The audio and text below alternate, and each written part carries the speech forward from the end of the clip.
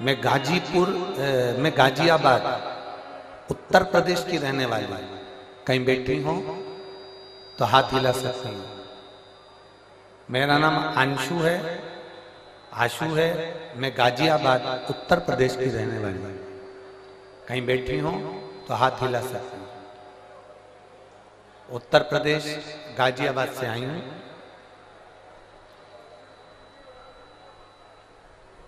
गुरुदेव, मेरी छोटी बेटी के जन्म के बाद मेरी छाती से दूध बहना बंद नहीं हुआ। जब मेरी छोटी बेटी का जन्म हुआ, जन्म होने के बाद से मेरी छाती से दूध बहता रहा। ऐसा कोई डॉक्टर नहीं जिसका हमने इलाज नहीं करवाया, पर वो दूध बहना बंद नहीं हो रहा था, लगातार दूध बहता ही जा रहा था। अब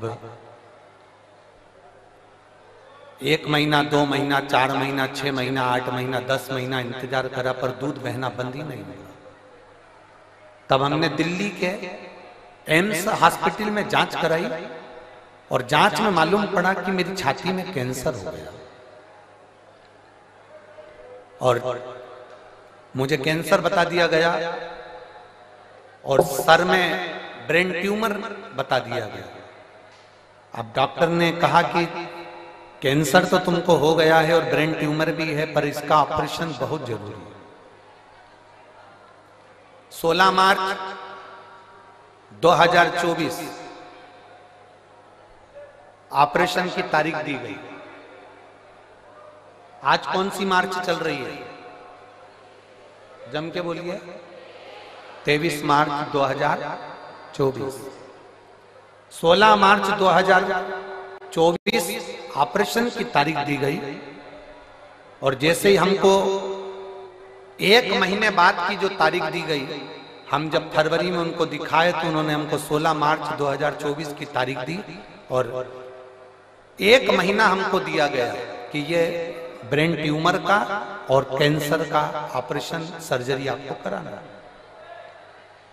हम दिल्ली के एम्स हॉस्पिटल से वापिस आ गए, घर गए। घर पर जाकर हमारे परिवार वालों ने कहा, अपन हॉस्पिटल में तो दिखा कर आ गए, अब एक काम करते हैं कि अपन सब लोग मिलकर सीहोर चलते हैं और कुबरेश्वर बाबा की वहां कंकर शंकर की पूजन करेंगे, वहां से अपन मांगकर रुद्राक्ष ले आएंगे। गुरुदेव, उस समय पर रुद्राक्ष मिल रहा था। केवल रुद्राक्ष वितरण बंद होने में 2 दिन रह गए थे, तभी हम सीहोर पहुंच गए और वहां से हमने कंकर शंकर की पूजन कर कर वहां से रुद्राक्ष ले लिया। रुद्राक्ष लेकर हम घर आ गए। 20 दिन लगातार उस रुद्राक्ष को पानी में गलाया, शिवजी को चढ़ाया और उस पानी को पीना प्रारंभ करा। एक बेलपत्री शंकर जी को चढ़ी हुई खाना प्रारंभ किया।